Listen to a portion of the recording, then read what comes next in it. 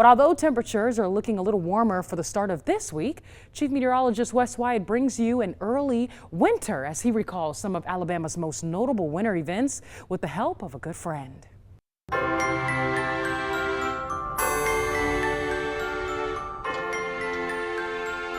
I guess it's a curiosity and the anticipation when snow is predicted here in Alabama. It creates a sense of excitement for me because it's very rare. You don't see it every year. At 70 years old, Hueytown resident Larry Futrell has seen his fair share of winter weather in Alabama, something he was all too familiar with having grown up in Virginia. Well, when I was 5 years old, it snowed on Christmas Eve up in Virginia, and my dad went outside and he made deer tracks and sleigh tracks, and then he went on top of the house and beat on top of the house. And so the next morning when I got up, he said, "Did you hear Santa Claus land on the roof last night?" Ever since that special Christmas, Futrell has been enamored with snow. I have this, here's Mickey Ferguson. He did an on-site report for the snowstorm. Oh, I'm glued to the weather. I've watched Channel 6 forever, so I know, have seen all of these people that are behind me.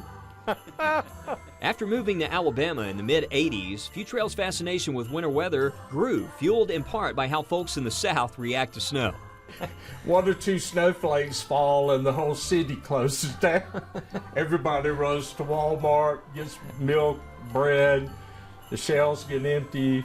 That really shocked me because I was used to having 8, 12 inches of snow going to school.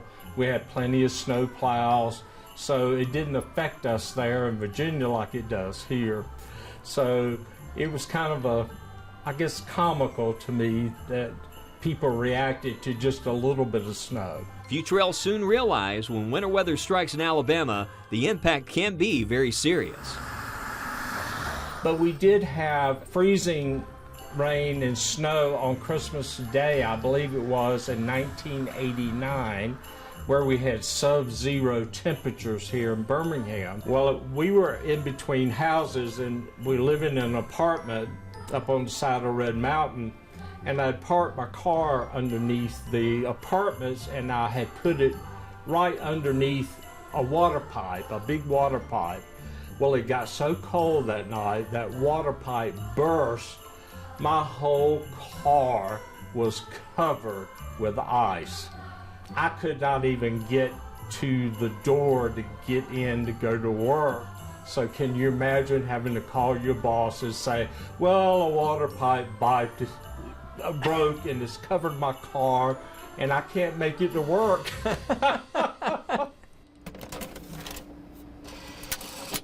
And he'll never forget the superstorm of 1993. Well, it snowed all night long. I think the mile-per-hour winds were up to about 62 miles per hour. I have a picture of the radar. It basically looks like a snow hurricane. It was thundering, lightning, the wind was howling. You felt like you were up somewhere in Alaska or somewhere. And the snow was just coming down, and you could hear limbs cracking. The electricity went out.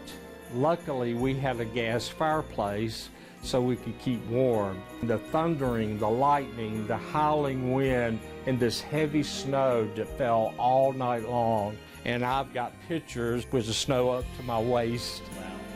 And it was just unbelievable. You could not see a car in the parking lot. The cars were just completely covered with snow. It certainly was a storm of the century and a memory that has forever stuck with Futrell as he tunes in each day, eagerly awaiting what's next. For First Alert Weather Extra, Chief Meteorologist Wes Wyatt on your side.